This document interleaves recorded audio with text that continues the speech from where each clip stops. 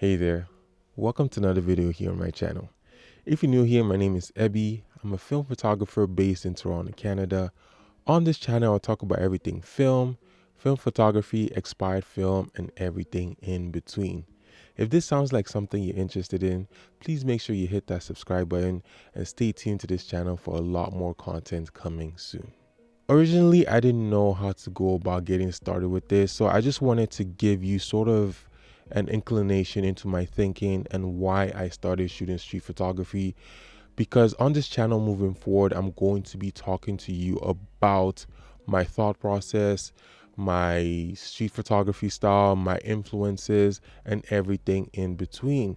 So I didn't just want it to be just sort of a, hey, here's my street photography, I'm a street photographer. But I wanted to give you a backstory into me as a photographer and why you should even care that I'm going to be talking about street photography. In my journey as a photographer, I've done every conceivable type of photography that there is to do. I've done weddings, I've done family portraits, I've done school photography, I've done real estate photography, I've done drone photography. There's other types of photography that is skipping my mind right now. I've done everything.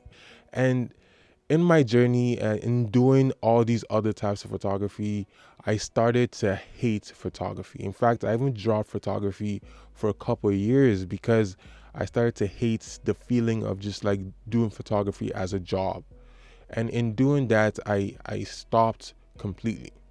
It wasn't until a couple of years ago when a friend of mine at the job that I was working at introduced me to film photography that I fell back in love with photography. I fell back in love with the cameras, I fell back in love with the process, and the film provided me something different. One thing that's always stuck with me is documenting my life. I've always documented everything that's around me. In fact, the reason why I bought my first camera was to document the birth of my daughter.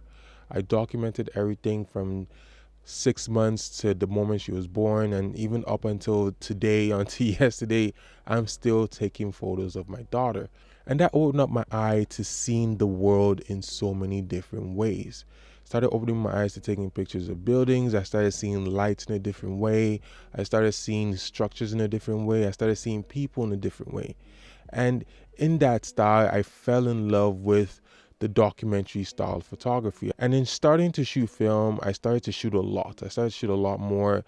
And I started to shoot a lot more buildings, started to shoot a lot more lights, started to shoot a lot more cars, started to shoot a lot more things in the environment that I was around. And at some point, that wasn't enough for me. I still shoot all these things, but I wanted to shoot more.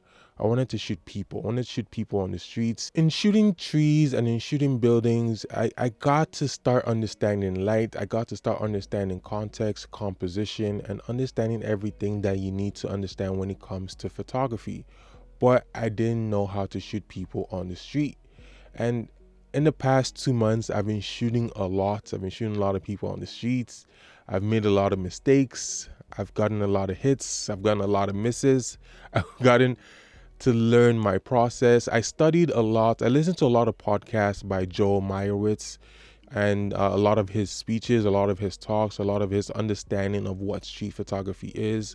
I watched a lot of documentaries on street photography. I read up a lot of greats like Gary Winogrand, Robert Frank. I read up a lot of the work of these type of people. I watched a lot of walkie-talkies by Paulie B. And I also took the time, and I spent, still to today, I spend the time every single day on the streets taking photographs. And in that process, in learning and in practicing and in actually doing the work, I've learned a lot in this process. And this process has taught me a lot.